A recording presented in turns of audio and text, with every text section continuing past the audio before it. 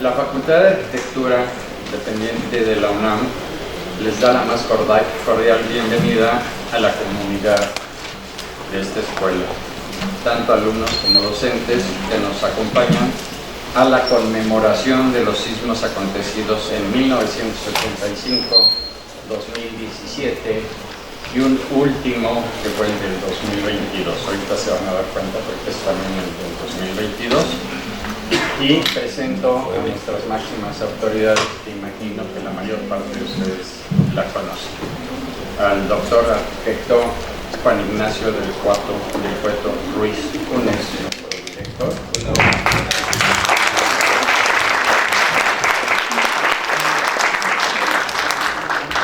Al maestro Enrique Soto, Secretaría General de la Facultad de Arquitectura.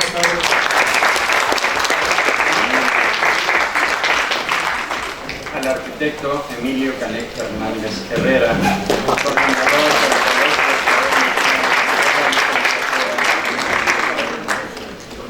de desde luego a nuestro muy apreciado invitado a esta conferencia magistral, el doctor Óscar López Batis, subdirector de riesgos estructurales del CENAPRED.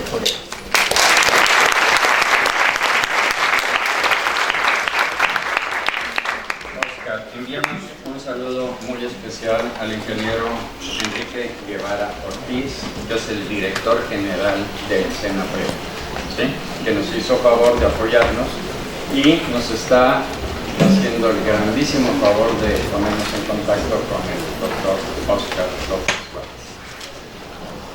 Esta conmemoración es un recordatorio de los sismos acontecidos en 1985, 2017 y 2022. Estos no solo dejaron saldos devastadores en términos de vidas y daños materiales, también significaron momentos que unieron a la sociedad mexicana con un esfuerzo de solidaridad y apoyo mutuo. Recordar estas fechas es fundamental para honrar a las víctimas y a todos los héroes anónimos que apoyaron en esos momentos tan difíciles a la población mexicana. Estos efectos fueron el sismo de 1985 con una magnitud de 8.1 a las 7:19 horas. En aquel entonces se hablaba oficialmente de casi 3.200 defunciones, pero informalmente y por otros medios se habla de más de 20.000. No sabemos realmente qué pasó, pero eso fue en el 1985. 32 años después, el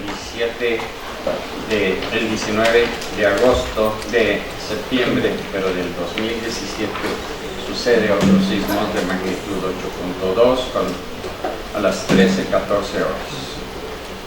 Y en el 2022 se da otro sismo de 7.7, en el que oficialmente hubo nada más 2 fallecidos.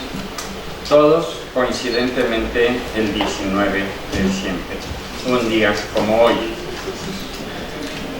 El ingeniero Enrique Guevara Ortiz, director del CENAPRED, expuso aproximadamente hace un año: vivimos en un país sísmico. Ha temblado en el pasado, lo hace todos los días, y no solo en septiembre, y seguirá ocurriendo. Y creo que es gravísimo. Esto implica la necesidad de continuar sumando esfuerzos y colaborar para prevenir y reducir el riesgo de desastres. Por lo que el día de hoy, en esta facultad, contamos con la presencia del doctor Óscar López Batis, subdirector de riesgos estructurales de la CENAPRED, que nos va a presentar una plática que lo están ustedes viendo: avances recientes en la mitigación del riesgo sísmico en las construcciones. Y rápidamente, Óscar, me voy a permitir mencionar la trayectoria del doctor. Es ingeniero civil en la Facultad de Ingeniería 1985, maestro en ingeniería con especialidad en estructuras de la misma Facultad de Ingeniería en 1988, doctor en ingeniería con especialidad en estructuras de la Universidad de Tokio, Japón, 1993, y con una larga experiencia profesional como ingeniero proyectista en ingeniería de sistemas de transporte metropolitano, y con Enrique Martínez Romero, ingenieros constructores. Desde 1993 es investigador en el Centro Nacional de Prevención de Desastres, CENAPRED, donde actualmente es subdirector de riesgos estructurales. A partir del 2000 participa como asesor en la Gerencia de Ingeniería y Mecánica Estructural y de Fluidos en el ámbito académico. Desde 1995 es profesor de asignatura en el posgrado de Ingeniería de la UNAM, impartiendo varias materias, entre ellas comportamiento y diseño sísmico de estructuras de concreto. En el periodo 1998-2005 colabora como profesor en los posgrados de Ingeniería de las Universidades Autónomas de Querétaro y Benemérita Universidad Autónoma de Puebla. Formó parte del subcomité revisor de las normas técnicas complementarias para diseño y construcción en estructuras de concreto y del reglamento de construcciones para el Distrito Federal, recientemente publicados. Y desde 2006 ha participado como coordinador en comités y grupos de trabajo que elaboran y revisan las normas mexicanas de construcción en el marco de las actividades del Instituto Nacional de la Infraestructura Física Educativa, la INIFED, y del Organismo Nacional de Normalización y Certificación de la Construcción, ACE. Recibamos al doctor Óscar López Batis, que nos va a hacer favor de impartir esta plática con un fuerte aplauso.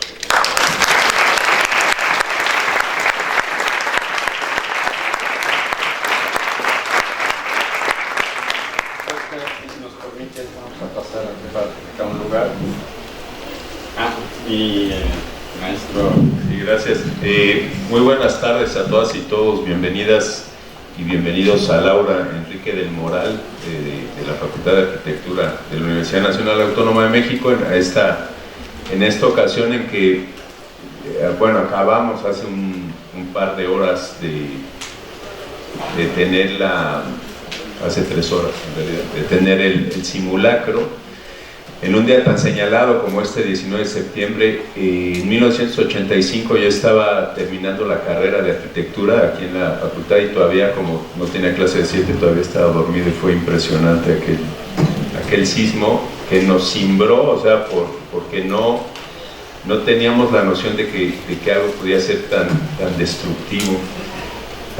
Bueno, ese mismo día hubo una organización pues casi improvisada de alumnas de arquitectura, de diseño industrial, todavía no arrancaban urbanismo y paisaje. Todavía faltaba un año para que empezaran urbanismo y paisaje. El año que entran cumplirán 40 años de haberse fundado. Y bueno, fue terrible, y lo que fue muy impactante fue la organización social que salió, que surgió, digamos, improvisadamente. En la tarde ya estábamos apoyando en diferentes zonas de la ciudad, y al día siguiente estábamos, yo en lo particular y el grupo con el que nos estamos moviendo, estábamos ayudando a descombrar en los multifamiliares Juárez. Estábamos subidos en una montaña de escombros de la que íbamos pasando, haciendo una cadena para ir sacando piedras, bueno, concreto, losas, pedazos de baño, de pronto salían muñecas, y de pronto se oía por allá, aquí, y salían muertos, ¿no? Salían una cosa demasiado impresionante, pero lo más impresionante es que hacia las 8 de la noche nos habían puesto unos reflectores y seguíamos trabajando en eso. Vino una réplica muy fuerte y ahí fue donde sentimos lo que es el pánico colectivo. O sea, cuando volví a temblar y nos habíamos dado cuenta de lo que podía suceder, o sea, de haber visto edificios derribados, el pánico colectivo fue terrible, ¿no? O sea, una cosa, todos salieron desfavoridos, todos salimos desfavoridos, no sabíamos qué hacer. Afortunadamente había unos grupos que nos tranquilizaron. Se aprendió mucho de esa experiencia. En el 2017 yo no estaba en México cuando sucedió cuando sucedió el primero de los sismos, porque además hubo el 7 de septiembre, hubo otro sismo muy fuerte, y sí estaba. Después había salido y me enteré desde lejos del drama del 19 de septiembre, que era como una broma del destino, ¿no? ¿Cómo es posible que el mismo día haya pasado lo mismo? Ya hace 2 años que estábamos en esta sala, habíamos hecho el simulacro y estábamos presentando el concurso, el premio Alberto J. Pani 2022, y estábamos aquí reunidos y de pronto sonó la alarma y dijimos, se disparó, ¿qué pasó? Y empezamos a sentir otra vez un temblor, afortunadamente mucho más, pero igual un 19 de septiembre, ¿te parece? Como broma del destino. Pero lo importante es eso, lo que se ha aprendido. Yo quiero agradecer mucho la presencia del doctor Óscar López Batis, porque él, vecino, ingeniero civil acá de la Facultad de Ingeniería, después con maestría en la propia UNAM, pero luego con un doctorado en un país que sabe mucho de sismos, como es Japón, ¿no? Entonces creo que su plática nos puede arrojar muchas luces de lo que, sobre todo en temas de riesgos estructurales, tenemos que considerar como arquitectas y arquitectos. Agradecerle a Máximo Octavio Campoy Moreno, nuestro coordinador del área de tecnología, la organización de esta conferencia, que se titula así, sismos 1985 y 2017, avances recientes en la mitigación del riesgo sísmico en la edificación, y agradecerle encarecidamente al doctor López Batis su presencia aquí. Muchísimas gracias y nos vamos a pasar allá para escuchar algo. Gracias.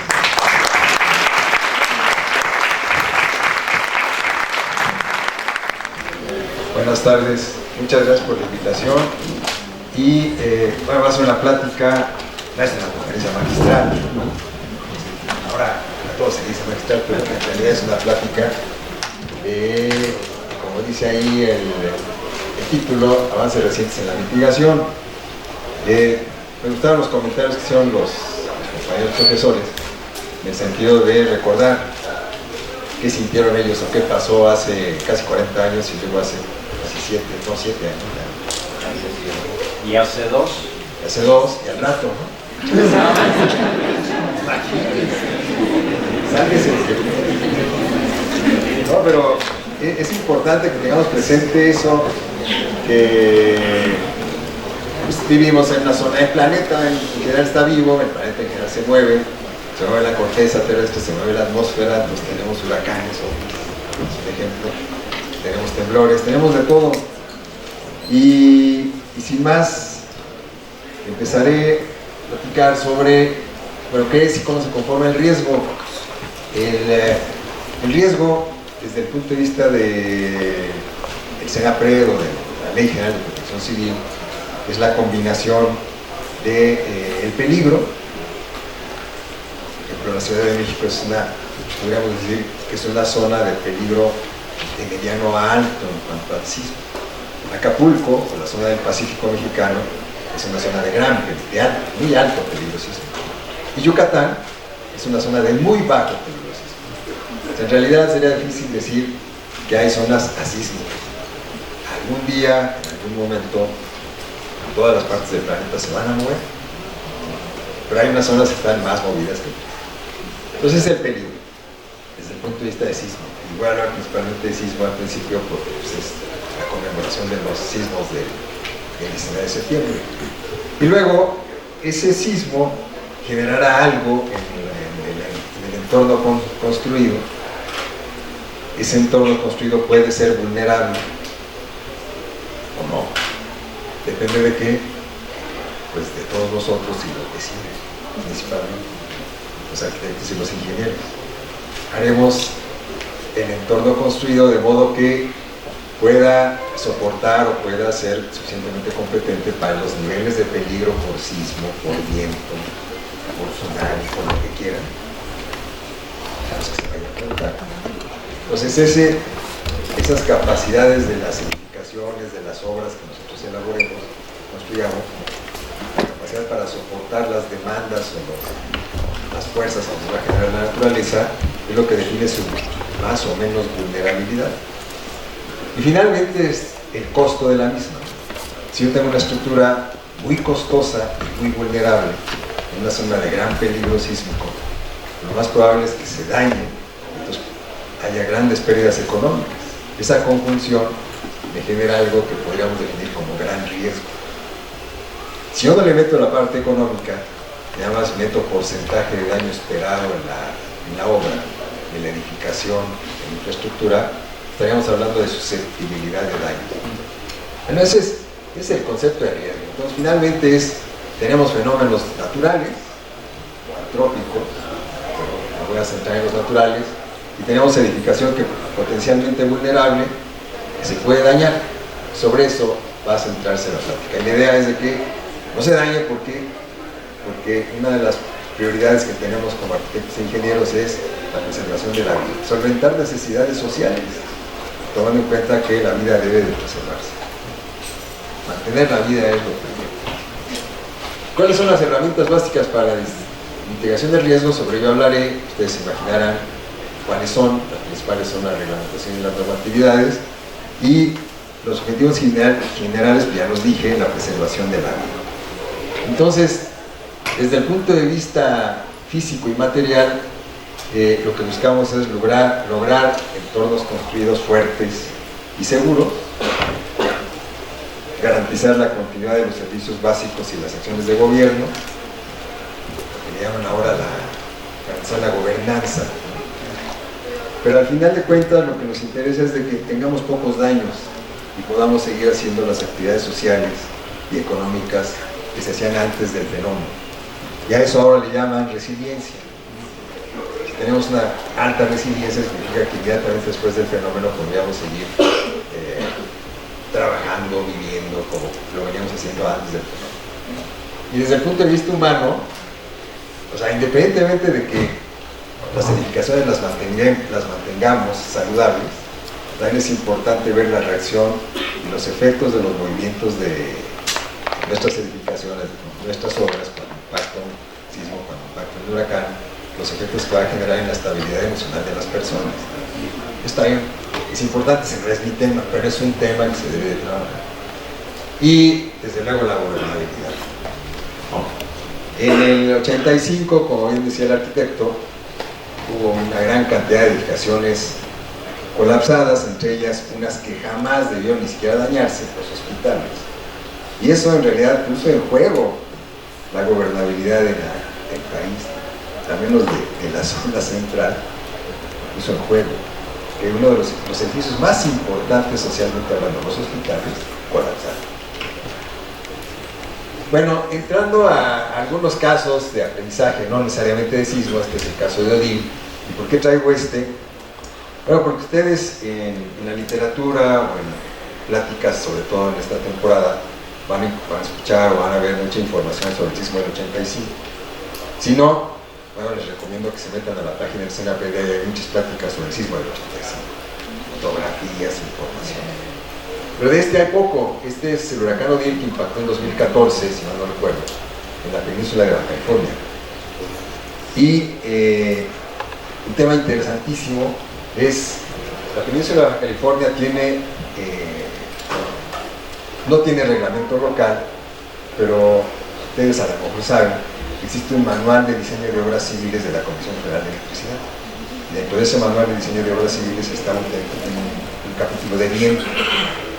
Ese abarca toda la República. no es obligatorio, pero es una buena referencia si uno quiere hacer un diseño responsable. Bueno, en ese manual de diseño de obras civiles, las velocidades de viento que se proponían para la zona, para diseño, son del orden, o eran del orden de 200 kilómetros por hora. Aquí impactaron de ese orden de velocidad. Y en esta diapositiva lo que estoy presentando es la zona del aeropuerto. En rojo está el Aeropuerto Internacional de la Ciudad de Los Cabos.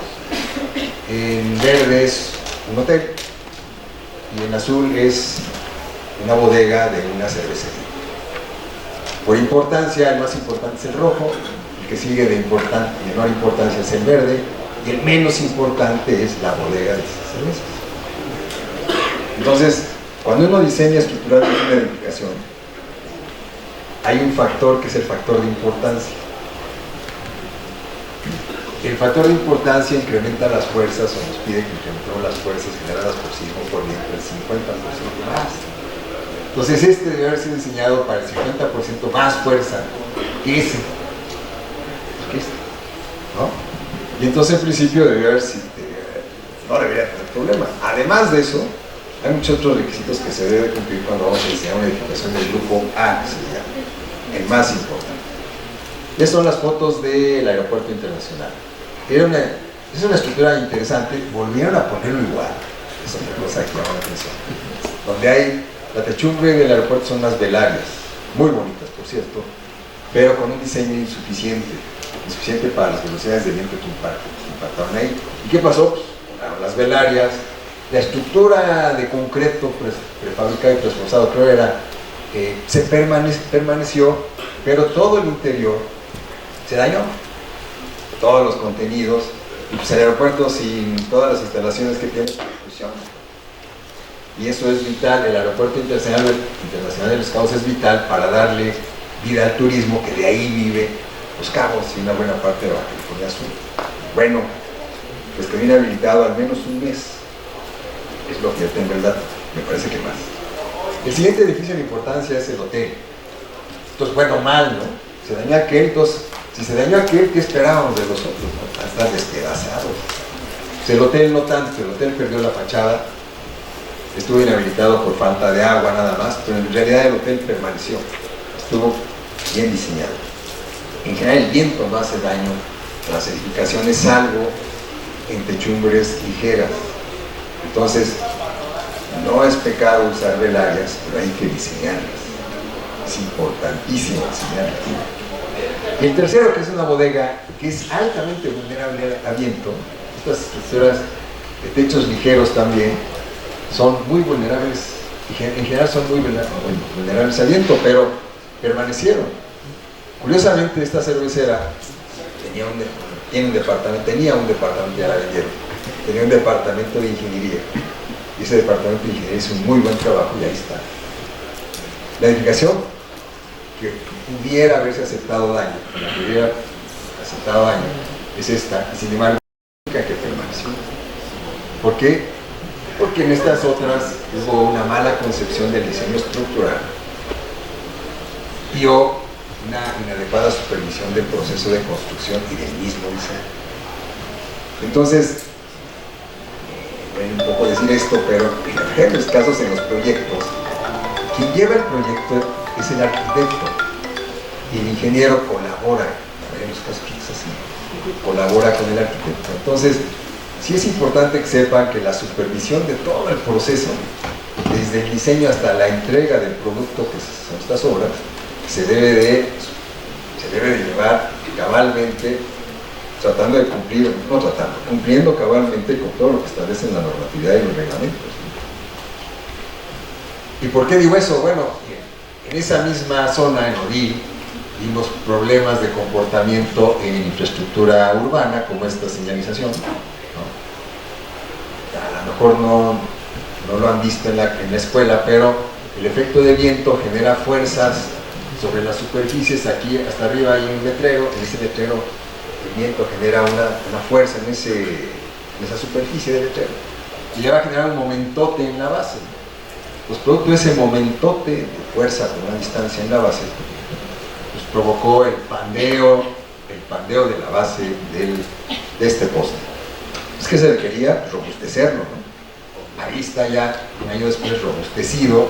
Como pueden ver, la estructura del poste está bastante más robusta que este.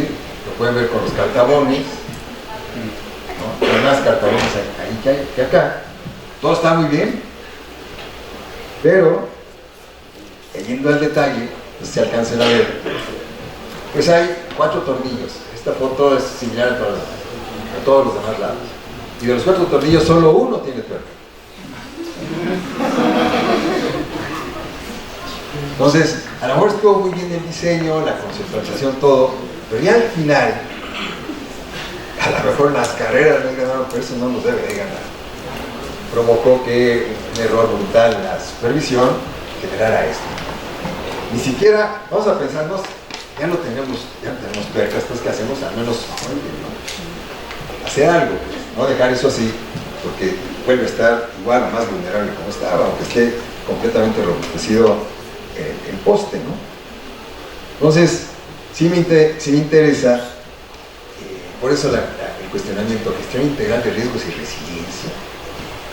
O sea, si uno escucha a los especialistas en gestión integral de riesgos, vamos a escuchar con frecuencia que en la medida que tengamos documentos normativos, reglamentos, herramientas que me permitan hacer un buen diseño y una buena supervisión, el resultado final va a ser bueno por el hecho de tener reglamentos y normas y todos los demás documentos que corresponden a ese rubro. Pero no necesariamente es así, lo estamos viendo. Es bien importante también la responsabilidad y la ética del profesional de la ingeniería y de la arquitectura. Así tengamos todos los mismos que vemos en todas las partes del país, ¿no? En todos los rubros que impactan en nuestra vida social. Tenemos una muy buena constitución, tenemos unas muy buenas leyes, pues hasta ahí me llegan. Hay que aplicarlas, hay que respetar, conocerlas primero, igual que los reglamentos, ¿no? Conocerlas primero, aplicarlas uno y obligar también su aplicación, ¿no? Entonces, ahí estamos adoleciendo mucho en eso, ¿no? Y esto es una foto en el sentido de que hemos aprendido, las anteriores no eran eso, pero en el sentido que hemos aprendido, estamos bien mal, ¿qué? No, en el sismo del 85 se dañaron hospitales, muchísimos hospitales como este que ven aquí, creo que este es el Juárez, así es. Y se perdieron un montón de camas, pero sobre todo un montón de vidas. Eso es inaceptable. Entonces, ¿y esto a qué se debió? No sé. Probablemente corrupción, lo más seguro es que haya sido corrupción, pero bueno, que no vuelva a suceder. Y en esa ocasión, con el sismo con una magnitud que superó notablemente a lo que estaba establecido en el reglamento y la normatividad de entonces, pues generó los daños que ustedes ven ahí, ¿no? En donde el 25% de la capacidad instalada se perdió. Es muchísimo. Eso fue en el sismo del 85. Los datos son de la Secretaría de Salud, entonces, pero son datos inmediatos, digamos 2 meses después probablemente el porcentaje de pérdida sea un poco mayor, pero al menos este es un dato importante. Y en el sismo del 2017, están los datos en general, pero los datos anteriores eran de la Ciudad de México, por eso vamos a centrar ahora en la Ciudad de México. En la Ciudad de México, el sismo, aunque en algunas partes el sismo del 2017 comparativamente fue un poco menor al sismo del 85, hay unas zonas, como la zona de Vaqueritos, en la vecindad del TEC de Monterrey, del Colegio Madrid, esos colegios que están por allá, pues las aceleraciones fueron mucho mayores que las que se presentaron, probablemente porque no está registrado en el sismo del 85. Pues fue un sismo muy fuerte y hemos ido para bien. No estamos perfectos, pero hemos ido para bien. Al menos en Ciudad de México vemos muy poco daño. Fuera de servicio, ningún hospital. O sea, no se perdió capacidad instalada. Eso está bien. Y eso, pues porque el reglamento es un poco más riguroso, porque se nos ha insistido en conocer y respetar el reglamento, en ser más responsables, más éticos y demás. Aunque sigue permaneciendo un cierto nivel de daño moderado y inhabilitación parcial de al menos 14 inmuebles. Esto debe ser ceros. Todo esto debe ser ceros. Los hospitales no se deben dañar, ¿no? Pero tenemos, por ejemplo, Morelos, es importante los daños, Estado de México y Puebla, daños tremendos, ¿no? Todavía hay muchas áreas de oportunidad, como se dice, para resolver, pero poco a poco, muy poco a poco, pero vamos a avanzar. Y en el sismo del 2017 también vimos un tema bien interesante que con la ayuda de estas herramientas pues nos generó mucha información al mundo académico de la ingeniería sísmica en general, que fue los videos, ¿no?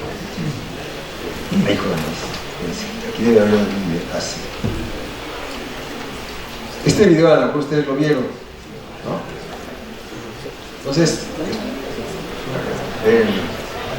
no hay nadie que se sienta feliz. ¿Puedo pasar el video? No digo, no voy a ver a alguien que haya vivido ahí. Bastante ver esto. Bueno,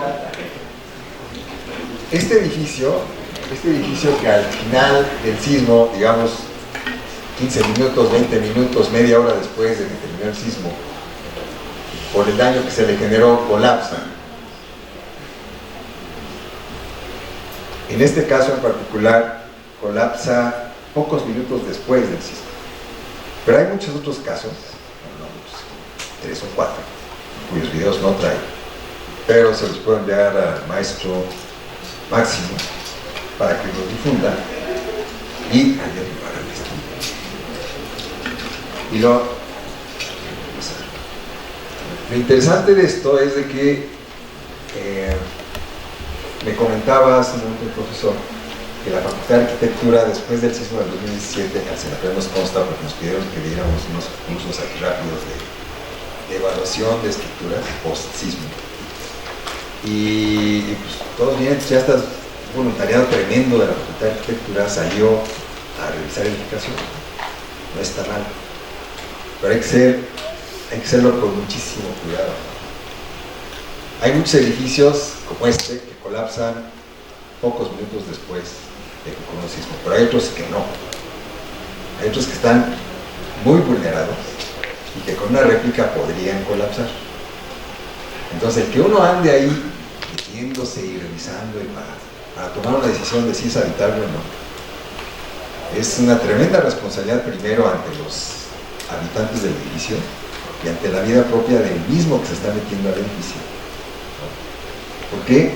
Pues porque hay muchos edificios que fueron construidos en los años 70, ya fueron dañados por el sismo del 79 que tuvo el Ibero, por el sismo del 85, los sismos del 89 también fuertes, 2017, pues poco a poco se va degradando las capacidades de los concretos, del acero, ¿no? Y no sabemos qué tanto se ha degradado. Viene una réplica o viene otro sismo y puede colapsar. Entonces, esto no significa que ya no hagamos voluntariado, sí, pero con precaución, con inteligencia. Hay formas de revisar edificaciones desde fuera, sin necesidad de entrar. Y de eso, ahorita me comentaban que también tienen interés en retomar estos cursos o estas pláticas para una especie de capacitar en cuanto a evaluación de edificaciones, independientemente que no sea después de un sismo. Pues sería muy bueno retomarlo y ver qué revisar y por qué en una edificación para definir si es vulnerable o no, o si es habitable desde el punto de vista de seguridad estructural o no. Bueno, ahora, como lo que vengo a comentar principalmente es del tema de riesgo y de resiliencia y de estas nuevas filosofías que trabaja la prevención de desastres y la protección civil, quisiera no dejar pasar una postura crítica muy personal respecto a lo siguiente. Ustedes van a escuchar, han oído hablar del marco de Sendai, me imagino, y del marco de Gio, ¿no? Bueno, pues antes de eso, antes de Sendai, hubo la estrategia de Yokohama en el 94, el marco de Hyogo en el 2005, y luego el marco de Sendai, ¿no? Pero con estas dos, 16 años después de la estrategia de Yokohama y 5 años después del marco de Hyogo, en enero de 2010, no lo digo yo, esto lo dice la misma ONU, viene el terremoto de Haití. En Haití, la ONU, en un edificio, ¿dónde está ahora? Un edificio, no sé si ustedes sepan, en Haití está la MINUSTA, que es como el gobierno paralelo de la ONU en Haití. Un gobierno paralelo al gobierno haitiano. Es una cosa rarísima. Pero ahí estaba ese, era un edificio como de 9 niveles, bonita en una zona residencial, que se vino abajo, ¿no? Con 100 personas adentro, de la ONU, 90 murieron. Y muchas otras edificaciones importantes. ¿Qué pasó? Me centro en la ONU porque, pues porque ellos tenían la estrategia de Yokohama y el marco de Hyogo, ¿no? Pero si ustedes revisan, aún ahora no contratan técnicos. En el mejor de los casos, contratarán urbanistas, ¿no? De planeación urbana, desarrollo territorial, pero gente que revise edificación o que vea obra, no contratan, siguen sin contratar. Entonces, pues suceden estas cosas. Tienes muchos documentos, ¿no? Estrategia de Yokohama, marco de Hyogo, pero si no te apoyas en algo técnico, te pasa eso. Entonces, la pregunta ¿es necesario realizar los protocolos, sí o no? Pues tal vez no, nada más no soslayar, desde luego no son los más importantes, pero no soslayar la importancia de lo técnico, ¿no? Ahora, yendo al aspecto de las herramientas que tenemos en México para reducir el riesgo, reducir la vulnerabilidad de las edificaciones, se me ocurrió poner esto, es una escala de tiempo, está fuera de escala, pero aquí están marcados los años. Estos son los años en los que se editó un documento normativo en la Ciudad de México. Desafortunadamente en nuestro país está muy centralizado este tema, pues la Ciudad de México es la que tiene más historia desde el punto de vista de norma. Entonces, desde 1920 hay una norma para la construcción, un reglamento de construcción, pero a partir del 42 es que tenemos un reglamento que contemple el diseño por sismo, ¿no? En el año 42 ya nos dice, mira, tú diseñas las edificaciones, que es aquí dice coeficiente, sale a la pantalla, este coeficiente de diseño por sismo me dice, diseña tu edificación de modo que soporte al menos el 10% de su peso como fuerza lateral, ¿no? Entonces las edificaciones diseñadas a partir del 42 cuando menos deben resistir esto. En el año del 66, producto del sismo del 57 tal vez, sube, el sismo del 57, el factor sube al 15%.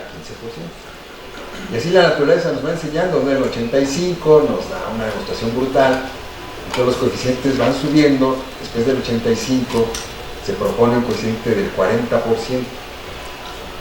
En realidad debería ser el 100%, pero subir, imagínense subir del 30% al 100% de la fuerza lateral, el peso total de la edificación tomado como fuerza lateral, lo que implica o lo que impacta desde el punto de vista económico es brutal.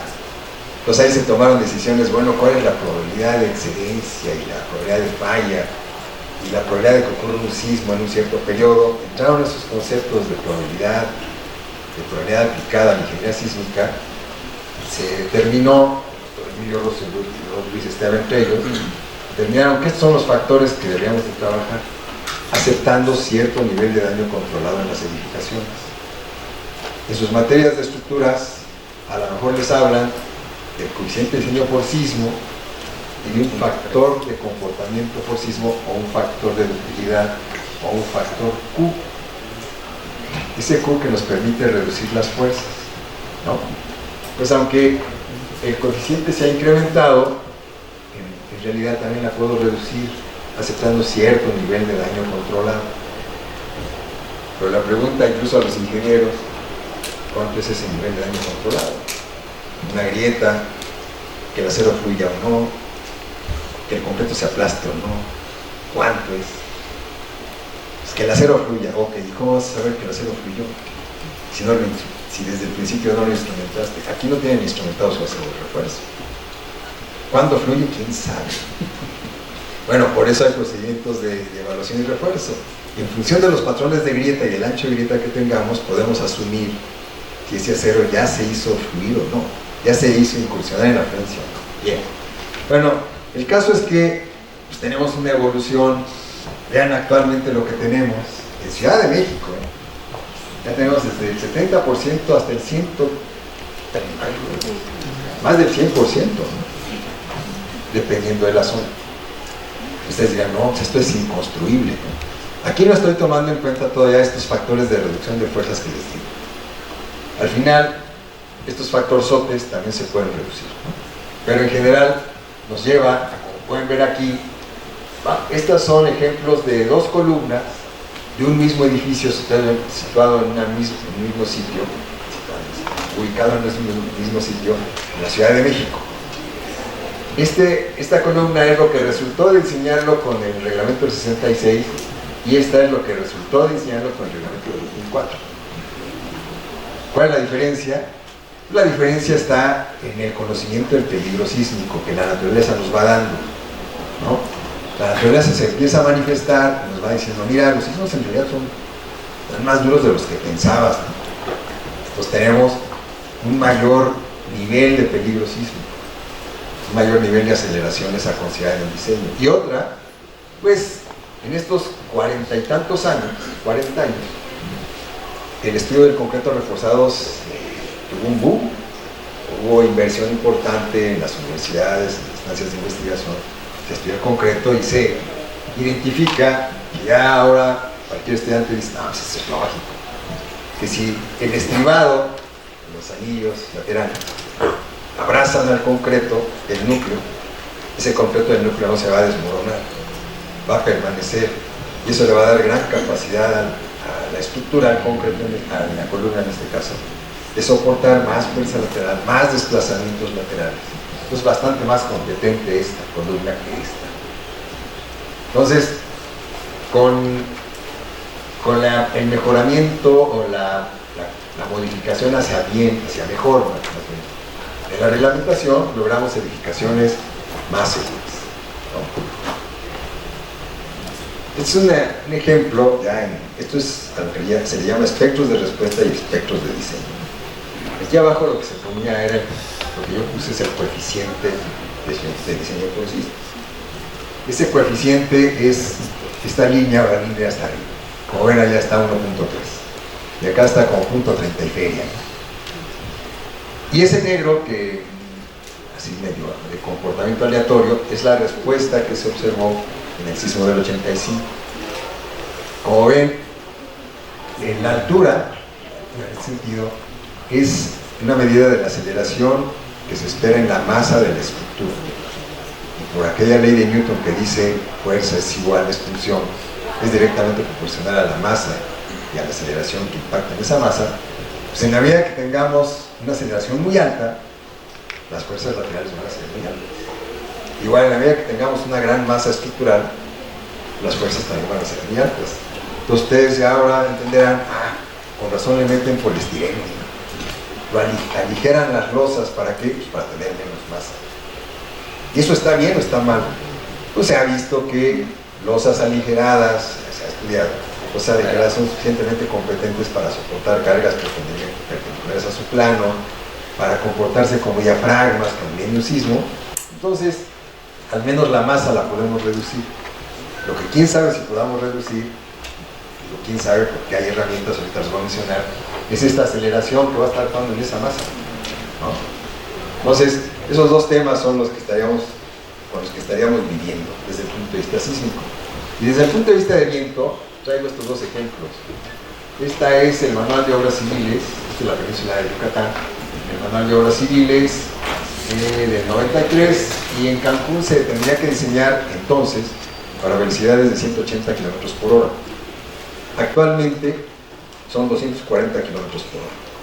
¿Y eso por qué? En los años 2002-2005 hubo el huracán Isidora y el huracán Vilma, que permitieron registrar velocidades de viento del orden de 250 o más. Entonces ustedes dirán, oiga, ¿y por qué no pusieron 280?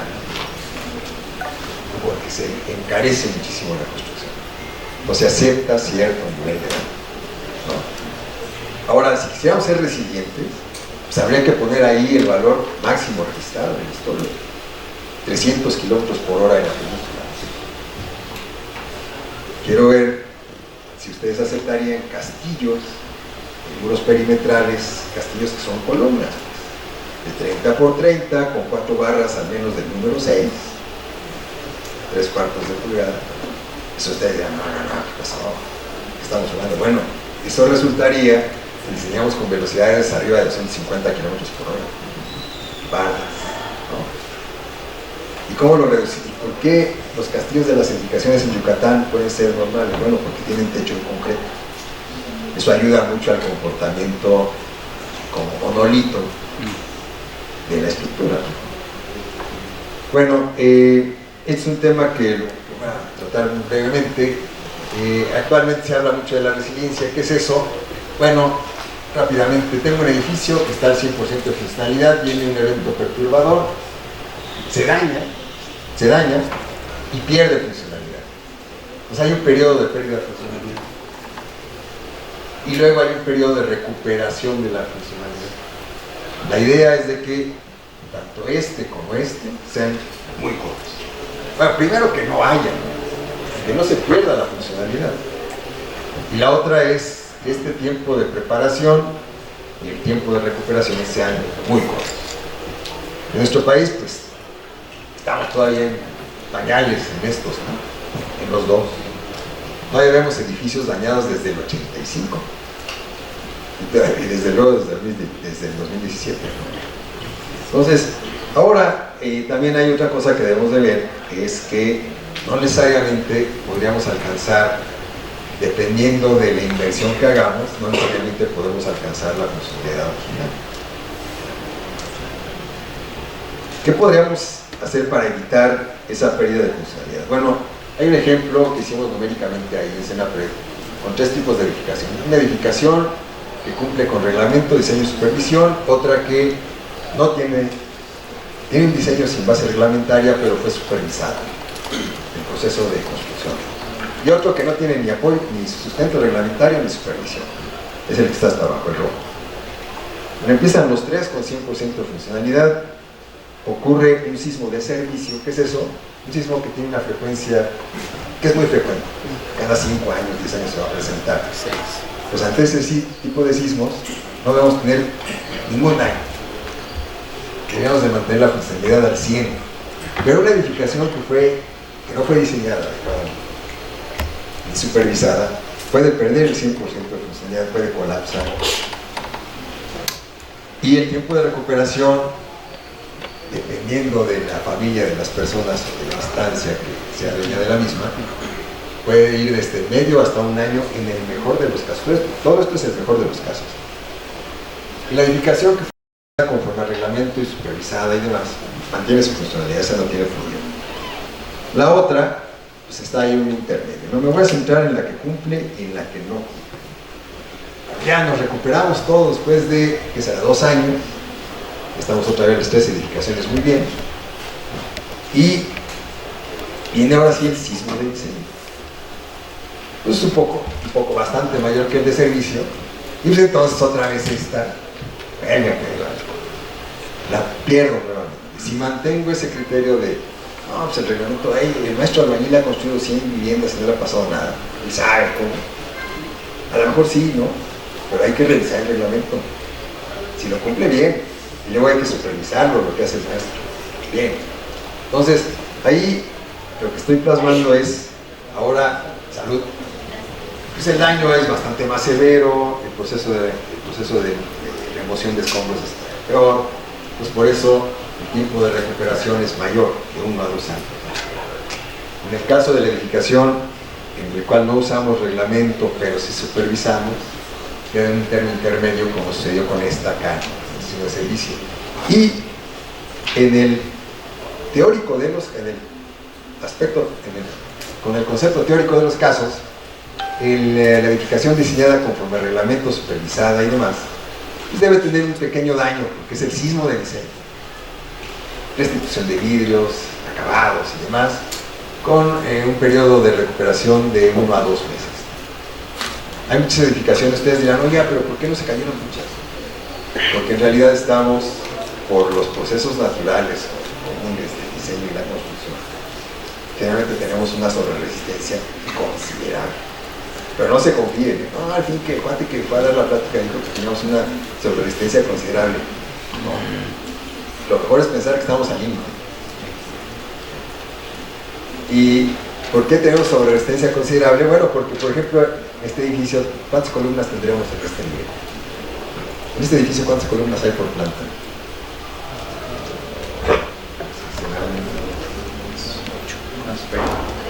20 por planta, no más, ¿no? ¿Los tragos están enormes o qué? Bueno, en este edificio. Vamos de aquí, qué clarotes, ¿no? Bueno, pensamos unas 30 columnas. Entonces va a haber unas columnas que están con unas tremendas cargas axiales, unos tremendos cortantes y tremendos momentos, y otras que no, que tienen cargas axiales, momentos y cortantes del orden de la mitad o la cuarta parte de la columna más demandada. Pero no vamos a andar, va a ser muy difícil que andemos colocando una columna, pon aquí una columna de metro, aquí le toca de metro por metro y allá de 40 por 50 y allá de 30 por 20. Eso va a ser bien complicado. Entonces lo más fácil es uniformizar. Pues ya que ellas las sobrediseñen. Porque no sería muy imprudente uniformizar respecto a la más chiquita. Tengo que uniformizar respecto a la más grande. Entonces ya empiezo a sobrediseñar. Voy a tener ahí un incremento en resistencia. Y lo mejor es que al final de todo el proceso le haga el análisis y vea de cuánto es mi sobreresistencia. No lo hacemos porque no tenemos el tiempo. Pero sería muy bueno hacerlo. Bueno, y para lograr que la edificación sea suficientemente competente, independientemente de si es sostenible y sustentable, tenemos documentos no legales, digamos estos, no obligatorios desde el punto de vista legal, pero sí como una buena referencia para el tema de autoconstrucción, por ejemplo, pues ahí dice, Guía para la autoconstrucción de vivienda segura, y la norma o el reglamento de la Ciudad de México. Ambos tienen información para el ciudadano común o para el profesional de la construcción, información rápida, ¿no? Que le permite saber qué sí, qué no hacer, para tener un buen comportamiento. Y otra es esta. Esto es una copia, una foto de la norma técnica complementaria para el diseño de estructuras de mampostería. Como pueden ver, esta foto, esta figurita que está ahí arriba, está fácil en las redes desde el año 2004 o antes. Aún así hay gente todavía que construye sin colocar castillos en las esquinas, ni en los bordes de los huecos. Todo eso debe ir, y ahí está en la norma.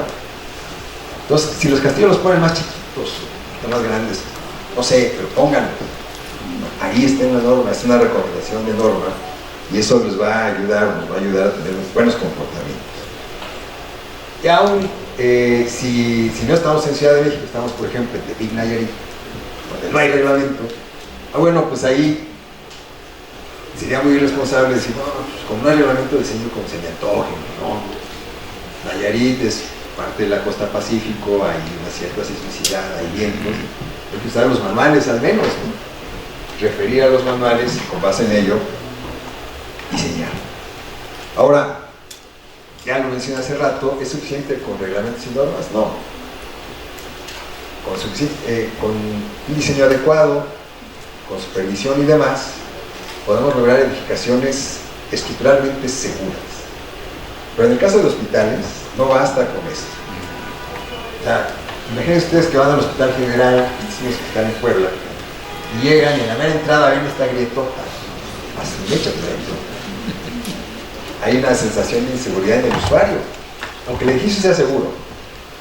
también debemos de procurar que la sensación de seguridad que generemos sea igual. Esto genera inseguridad. Y luego, este también fue un problema que se presentó en ese hospital, la caída de las mesas de los quirófanos. Uno dirá, no, pues eso es no estructural. Ok, pero restituir esa mesa de quirófano inhabilita el quirófano al menos una semana. Y como están, ustedes se imaginan, si no han escuchado, están saturadísimos nuestros hospitales públicos y privados, todos. Entonces, si les quitamos un quirófano una semana, estamos jugando con la vida de las personas. Entonces hay que diseñar incluso la fijación de una mesita de estas en un quirófano, el adecuado anclaje de modo que no se voltee, ¿no? Uno podría decir, no, es que las fuerzas están machinas, ¿cómo le voy a hacer? Esto lo vas a evitar. Pues parece de coque. La presentación se las voy a dejar, creo que se quedó aquí en esta máquina, entonces con toda libertad la pueden usar. Pues ¿cómo le voy a hacer? Hay ya herramientas nuevas. Esto es lo que quería tratar. No es la panacea, es una buena herramienta nada más. Una de ellas es esta. Espero no lo conozcan, jamás lo conozcamos nadie. Es cardiología del Centro Médico del siglo XXI. Es un edificio original de antes del sismo del 85, de los que permaneció. Está en Cuauhtémoc y Baja California, Sonora, California. Pero fue reforzado con dispositivos disipadores de energía. Hay unas plaquitas de acero. Ustedes ven unos contravientos enormes, que podrían decir que se ven muy feos. A mí me gustan, se ven padres así. Me gusta cómo se ven. Hay unos contravientotes, y en la llegada del contraviento a los niveles de piso hay unas placas, ahí no se alcanza a ver detalle, pues. Hay unas placas de acero que con el movimiento lateral del edificio, una losa respecto a la otra se va a mover, y eso va a generar que esas plaquitas se muevan también y fluyan. Con la fluencia de esas plaquitas se disipa energía. Y si yo disipo energía, esto que está aquí es una función de vulnerabilidad o de probabilidad de daño. En el eje horizontal está la aceleración que el sismo le puede incidir en la edificación, y en el eje vertical es el porcentaje de daño esperado. Entonces, originalmente yo tenía esta, y esta es la aceleración de diseño para este edificio. Pues como estaba, iba a tener una probabilidad de un porcentaje de daño del 70-80%. Se le ponen disipadores de energía y es probable que la función de vulnerabilidad cambie así, de modo que el nivel de daño baje notablemente al 5 o 10%. Eso hay que calcular. Hay procedimientos, no tan sencillos, pero ya los hay. Y esto está, esta edificación ya soportó el sismo del 2017 bastante bien, igual que esta otra. Esta es las oficinas centrales del IMSS, ahí en Paseo de la Reforma, que también fueron reforzadas con estas contravientos en B invertida, digamos. Y arriba lo que está en amarillo son las plaquitas. Cuando se mueva un piso respecto al otro, lo que va a deformar son esas plaquitas amarillas, y en esas plaquitas amarillas, que sería como el fusible, ahí se va a disipar una gran parte de la energía sísmica que está incidiendo en el edificio. Es lo que se espera. Y esas son de patente estadounidense, pero afortunadamente ya hay desarrollos mexicanos y se está trabajando muy bien en ese tema. Otro aspecto interesante es, en el caso de hospitales, si yo lo que quiero es que ni siquiera los contenidos se dañen, entonces, ¿por qué no ponemos a flotar los hospitales? ¿Qué les parece jugar con campos magnéticos? Aquí hay campos magnéticos y la edificación arriba, incluso no se vea nada abajo del hospital. Está de miedo, yo no sé, un hospital así, no, pero bueno.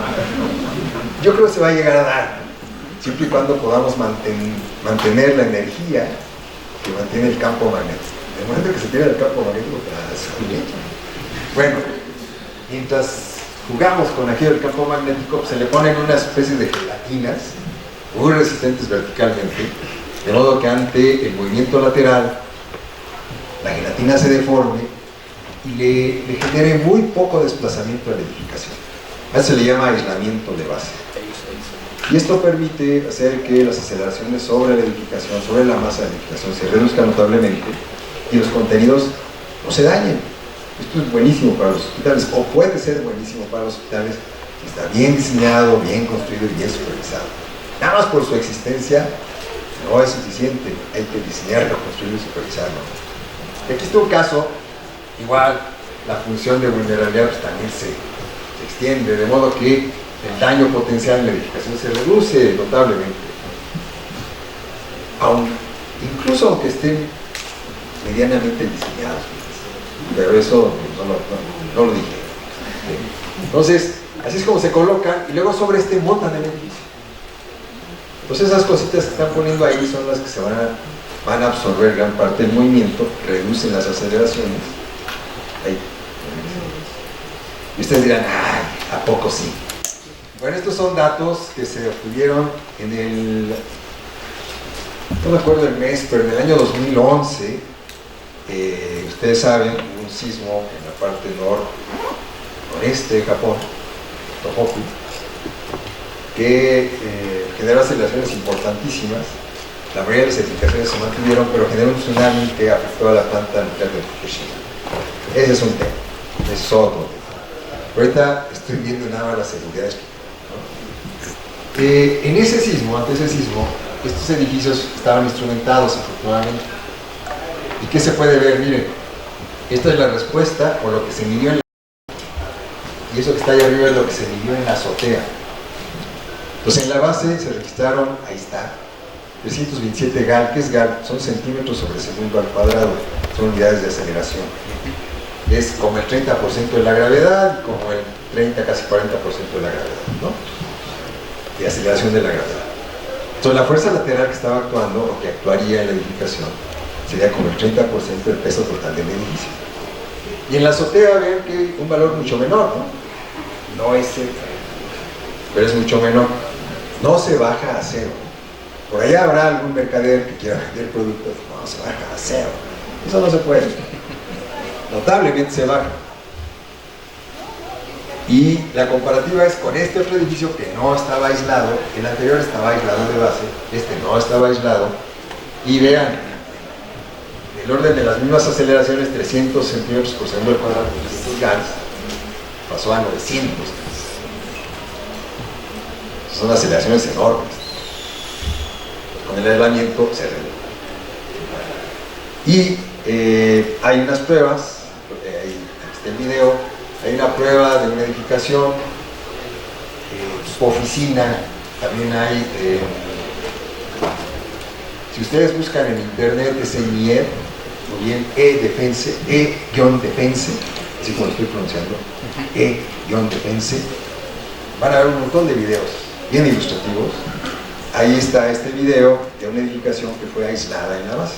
Ahí dice, es centro médico. Yo presenté el video. El video dura como, ahí está, dura como 3 minutos.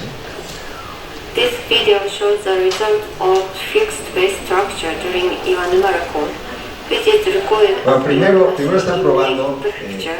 As a 2011 Osaka Pacific Coastal Tohoku A ver earthquake. si no hacemos ruido. This motion contains significant Este es el amount edificio que of está non-parent components, tradicionalmente and its fijo en la base. duration is almost 3 minutes. No colapsa, pero los desplazamientos son tales que todos los contenidos pues, tienen movimientos importantes, caen. Muchas de estas caídas de contenidos pueden generar daño en los usuarios, ¿no? En niños, en viejitos, pueden generar problemas. Y luego viene el ejemplo de dos tipos de aislamiento de base. In the LRB-CLB isolation system, the vibration was La misma absorbed edificación, immediately, no la misma, and es the más damage similar, of the non-structural la components suspenden en estos aisladores inside the specimen y le aplican el was mismo sismo. mitigated. Entonces la mayor parte del movimiento la absorbe el aislador con un amortiguador junto.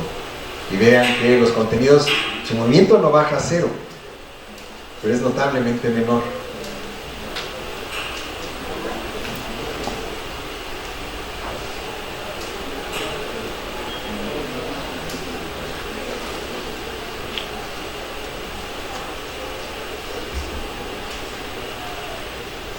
In TPP isolation system, The damage of non-structural components and loose contents Si se dan cuenta, ahí decía el sismo de Tohoku de 2011, es el mismo sismo que generó el problema en la planta de Fukushima. Este es otro tipo de aislador. Hay unos aisladores a base de goma, digamos, hay otros aisladores con una especie de cuchara, ¿no? Una especie de, ¿cómo decirlo? Una superficie cóncava y convexa aquí, se mueven una respecto a la otra y generan un aislamiento adecuado del movimiento respecto a la estructura que está en la parte superior. En este caso creo que esta generó un mucho menor movimiento que el otro, pero no es siempre así. Depende de las características del movimiento. Yo quisiera comparativamente las tres. The measured floor motion was amplified 3 times more than the ground motion. Ya ustedes están en movimiento, es notablemente diferente las demandas de movimiento sobre los contenidos. Fíjense que ahí los japoneses no se están preocupando por si el edificio se cae o no. Se apartan del hecho de que el edificio está bien diseñado, no se va a caer. Ahora lo que van es, ¿cómo le hago para que esto permanezca quieto? No genere problemas en hospitales, en escuelas, ¿no? Ya están en eso. Bueno, ahora,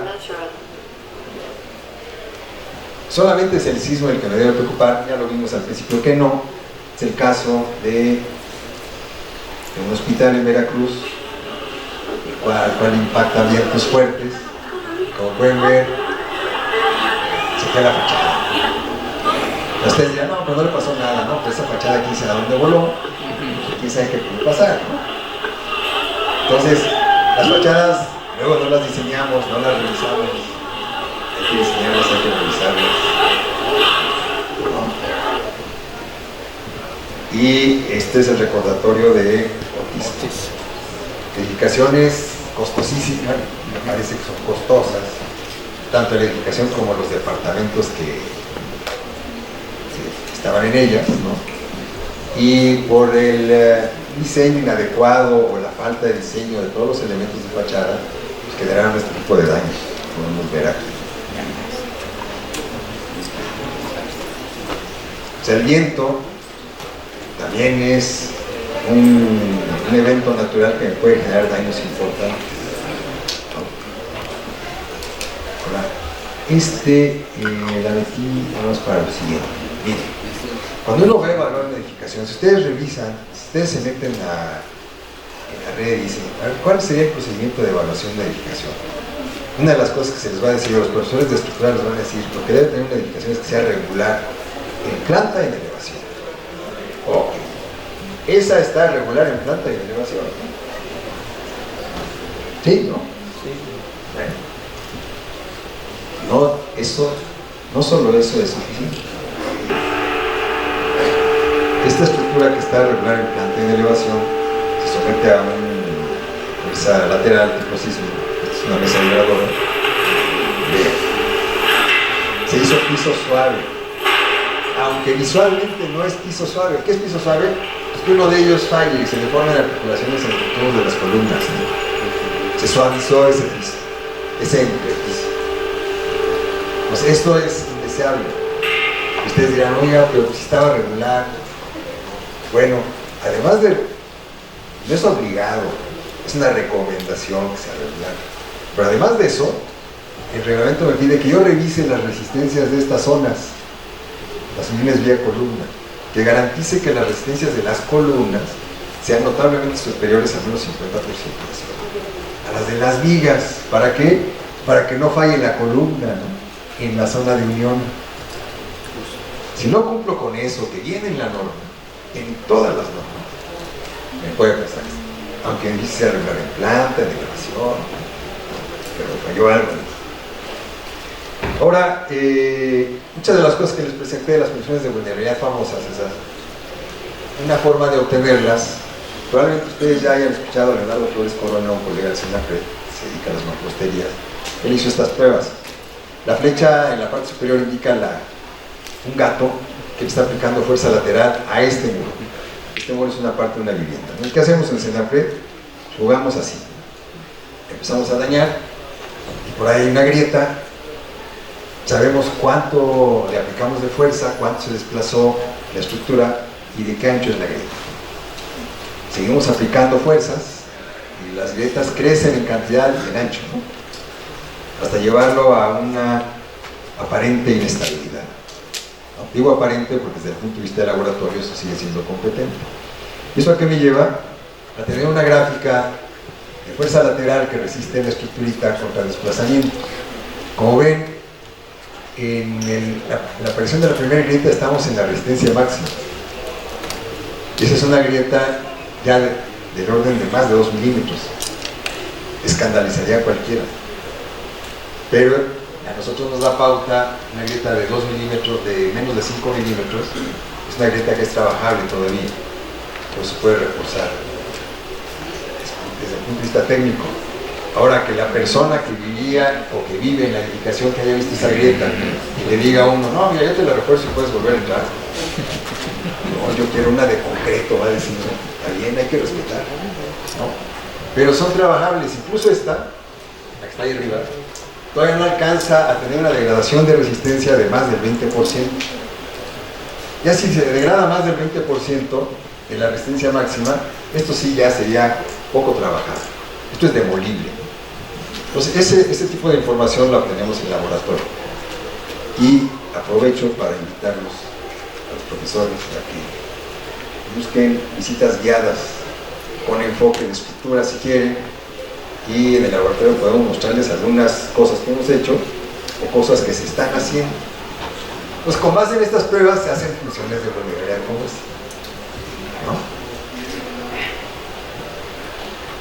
¿no? O bien se hacen grafiquitas como estas, que ustedes verán en la mayoría de los documentos elaborados por sociedades, por colegios, para evaluar estructuras. Cuando yo voy a evaluar una estructura, por ejemplo, si alcanzo a ver una edificación de concreto donde ya se perdió el recubrimiento y puedo ver que el refuerzo longitudinal está pandeado, caray, pues yo estoy acá, ¿no? Estoy en el nivel 4 o 5 de daño, ya estoy pensando en, no, pues esta columna ya es irreparable. Y si son más del 50% de las columnas de un entrepiso, no, pues este edificio ya es irreparable. Ese tipo de conceptos, criterios, los obtenemos principalmente en el laboratorio y de observar qué pasó durante un sismo. Ahora, en el reglamento, por ejemplo, yo tengo esta regionalización sísmica en la República Mexicana, de la parte roja es la de mayor peligro y la parte verde es la de menor peligro.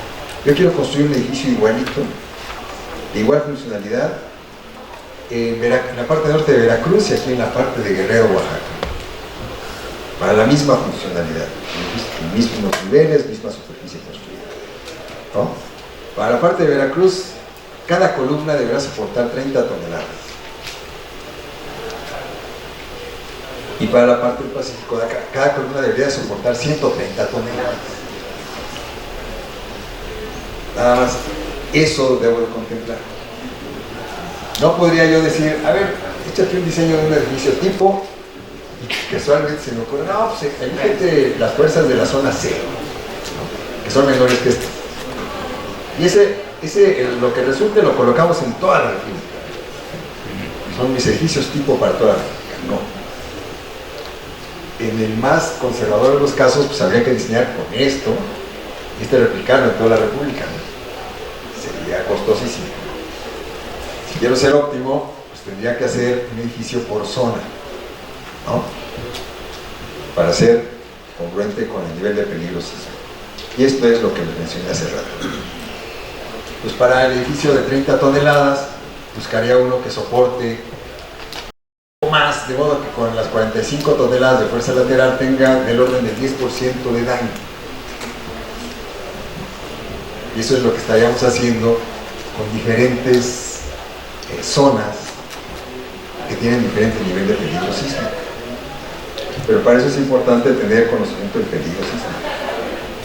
¿Qué es eso? Pues el mapita que viene en el manual de la Comisión Federal al menos, ¿no? Bien. Ya para terminar, nada más de lo que había comentado de disipadores de energía. Ustedes conocen la Torre Mayor. En la Torre Mayor hay estos amortiguadorzotes, no sé si los hayan visto.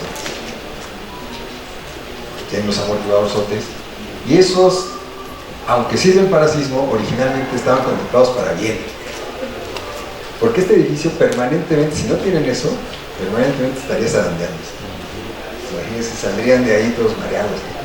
Entonces, para contener la vibración por viento, es que están, esto lo hizo Enrique Martínez Romero, de sus últimas obras que hizo, esto los colocaron para contener el viento, y además, para reducir notablemente los desplazamientos por sismo. Y este es un edificio que está en algo de Vallejo, Centro Vallejo, Complejo Vallejo se llama, no sé, ya Vallejo. Está bien suave porque es un mall, permítanme este pochismo, es un centro comercial, y sobre ese, aislado de base, se montó el edificio del hotel. Está suave. Conozco a los ingenieros que lo diseñaron y lo construyeron, yo estoy seguro que se va a comportar bien, pero sí, desde el punto de vista de academia, es importante que ya les suceda un sismito para ver cómo se comporta. Un sismito. Bien, ya nada más para terminar, les agradezco que hayan aguantado hasta ahorita. Muy de profesor civil. Bueno, los desastres generalmente se dice que son naturales, hay quien se molesta porque digan que son naturales, esos son desastres, ¿no? Y se dice que son socialmente construidos, ¿por qué? Pues porque vamos a generar entornos construidos no necesariamente adecuadamente hechos. Entonces, ¿dejamos de construir? Pues no. Nada más hay que tener normatividad y respetar, entenderla y respetar. Y algunas herramientas, pues, están en los reglamentos, está el Atlas Nacional de Riesgos, y además de los reglamentos, como lo he comentado, es necesario también que las instancias públicas, las alcaldías, los secretarías de obras de los estados, tengan personal con capacidades técnicas y además, pero sobre todo capacidades técnicas, para que entiendan el reglamento y puedan supervisar y no emitan licencias de construcción nada más porque presentaron en un buen paquete de 100 papeles, parece que está bien, claro, no, que sepan qué les están presentando. Y permítanme ser redundante, reiterativo en esto. Hay que supervisar todo el proceso de construcción. Entonces, un poco yendo en contra de lo que probablemente los profesores les hayan dicho, ¿están prohibidas las edificaciones con concepto ondal? Pues no. Habrá ingenieros que se opongan o nos opongamos, hagamos berrinche, pero hay obras como esta, ¿no? ¿Qué edificio es? ¿De qué, perdón? De la NESE, ¿no? Está aquí en la Avenida Revolución. Es un edificio que, entiendo yo, está colgado del núcleo.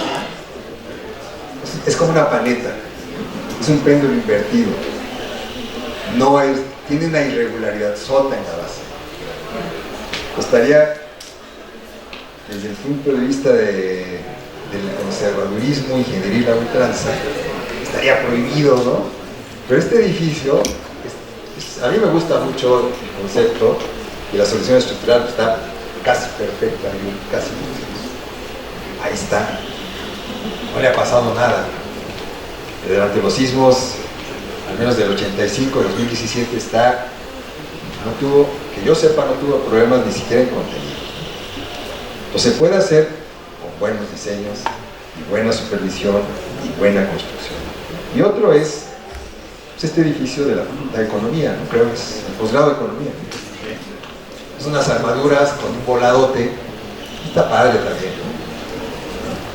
Entonces se puede, pero hay que hacer lo correspondiente desde el punto de vista analítico, diseño y construcción. Claro que no están prohibidas, ¿no? Bueno, es grosso modo lo que quería platicar con ustedes hoy. Gracias por su paciencia, estoy agradecido por su agrado.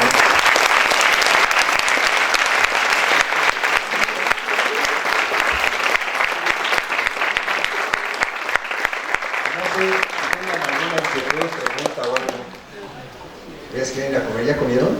No. Tienen ustedes, porque en todas las construcciones no hay un registro de los edificios que son grupo A, un grupo B, y en general no hay un censo. Lo he pedido mucho al Instituto Federal de Protecciones. No sé si ustedes, que obviamente es a nivel nacional, tienen algún censo de ese tipo, porque el problema es que esta ciudad es la más vulnerable de todo el país. No creo. Bueno, no deberían hacerlo porque cada vez es más y más y más. Sí. El reglamento cada vez está más exigente y no hay ningún censo y es un problema. Y deberían invertirle recursos, al menos aquí en la ciudad. Es muy peligroso como está ahora porque hemos visto que el reglamento cada vez incrementa más los coeficientes. Por ejemplo, para grupos A multiplican por factor de carga la carga muerta por 1.5 y luego la carga por 1.7. Y lo que hablábamos ahorita de que hay que conocer el peso del edificio o el porcentaje, nos da una carga bestial que nunca van a llegar, y el factor de comportamiento, bueno, siempre se usa 2, que es por deformación, pero lo que estamos viendo es que están saliendo edificios muy robustos, y yo creo que ahí nosotros en broma decimos que es factor pánico, es decir, que los factores de carga, porque no hemos visto, al menos yo no sé, de dónde sacaron o cómo lo hicieron por experiencia, por qué el 70% de carga viva, el 50% de carga muerta. Sabemos que ocurren desperfectos en la obra cuando alguien está construyendo y al momento se le va la losa que no queda de 10, queda de 12. La carga viva cuando llegan las varillas y las ponen, ocupan todo un área, pero hay muchas dudas y no hay ese censo, que es muy importante. Bien. Mire, me senté, perdón, ya estaba cansado. Respecto a los coeficientes, factores de carga, muy buena su pregunta. ¿Usted es profesor de? ¿Pero de qué materia? Estructuras, construcción, Eso. el arquitecto Alberto Castillo. Vale. Usted es hijo de Alberto Castillo. Mire, nosotros, el grupo que trabaja conmigo, trabajamos en grupos que revisan y elaboran normas para el 11. El 11 es el Organismo Nacional de Normalización, Certificación, para INIFED y actualmente un poquito a la Ciudad de México. Una de las inquietudes que surgió en la revisión de la norma de seguridad estructural de edificaciones para el 11, que es a nivel nacional, no Ciudad de México, es esa. ¿De dónde sale este 1.7? Nos dimos a la tarea de buscar, no hay una justificación, ¿no? No voy a decir nombres, pero consulté con los autores de las publicaciones más recientes sobre factores de carga y sorprendentemente dijeron que no sabían de dónde salía este 1.7, porque en las publicaciones de ellos, ellas y ellos, el factor que se maneja es 1.5. Pues el 1.7, al menos de lo que yo tengo conocimiento igual que usted, no hay una justificación. Ni siquiera alguien que se atreva a decir, no, pues es por eso que dijo, no, es que la construcción en México cada vez está peor, cosas de esas. Entonces tenemos espesores de losa de más del 10 o 20% de errores. Ni siquiera eso, hay una respuesta de ese tipo, no la hay. Error. Y en cuanto al censo, nosotros no tenemos un censo, debo decirle, aunque es el centro nacional, en la parte estructural somos 7 personas. Pues somos pocos, hemos trabajado el tema, no tenemos un censo completo, tenemos unas cuantas edificaciones, poco a poco vamos sobre ello. Y Ciudad de México sí lo tiene, nada más que por el tema de INAI, creo es, de la información confidencial de los ciudadanos, es que no lo dan a conocer. Pero el censo lo deben de tener. O sea, de las edificaciones que están actualmente en Ciudad de México, ¿cuáles son Grupo A y cuáles no son Grupo A? Esto lo sabe perfectamente Secretaría de Obras, lo deben de saber, y el Instituto de Seguridad de las Construcciones. Solo que no es información pública. Ese es el problema. Ahora, tal vez como universidad, justificando que va a ser para un estudio académico, una revisión propia de la academia misma de la facultad, pudieran darles esa información. Es probable que al Instituto de Ingeniería le hayan dado parte de eso, no sé. Pero ustedes como facultad yo creo que lo pueden pedir. O sea, pedir no se pierde nada, ¿no? Y es probable que se las den, siempre y cuando justifiquen y firmen algunas cartas compromiso de que la información se va a mantener aquí, con los lineamientos que establece el INAI, perfectamente. Perdón, pero no tuve respuesta para sus preguntas. No, es que esa es la duda que todos tenemos. Sí, Y el primero que estamos revisando un edificio de Guad y nos dan unos refuerzos. Ya se volvió un buque. Así es. Entonces, ese es el problema, que luego hay cosas que son muy, perdón por decir, muy teóricas, pero que en la práctica no sabemos si realmente algún día se van a llegar. Pero esta ni teórica fue. O sea, la teoría dice 1.5 y de repente apareció 1.7. Sacada nada más de... Sí, de algún Para lugar. cubrir al punto, o sea, como decía el factor Planck, Pero debe de ponerse tal cual en los comentarios de la norma. Aunque los análisis de fulano y sutanas dan 1.5, por cuestiones de inadecuancia en los procesos constructivos mexicanos, se sube a 1.7. O sea, se debe de poner por qué, ¿no? Gracias por la pregunta. Bueno, entonces entiendo que no han comido. Pues quieren ir a comer. Muchas gracias por la invitación.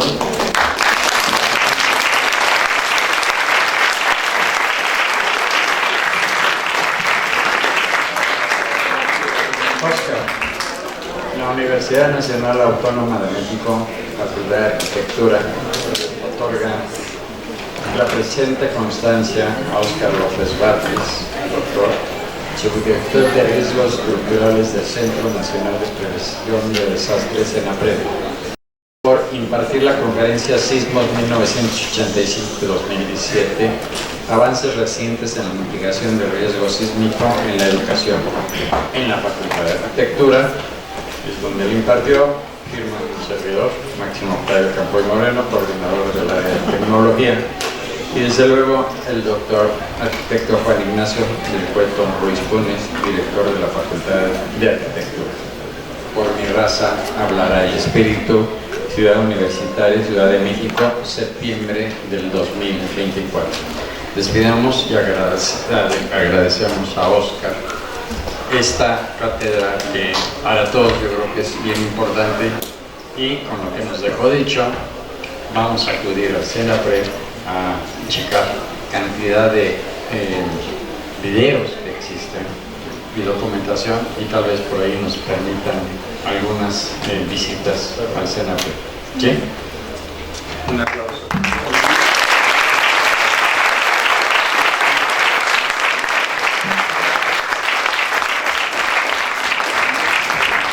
Agradezco la atención a todos, profesoras, profesores, alumnos, alumnas, por esta plática, y esperemos que no sea la última.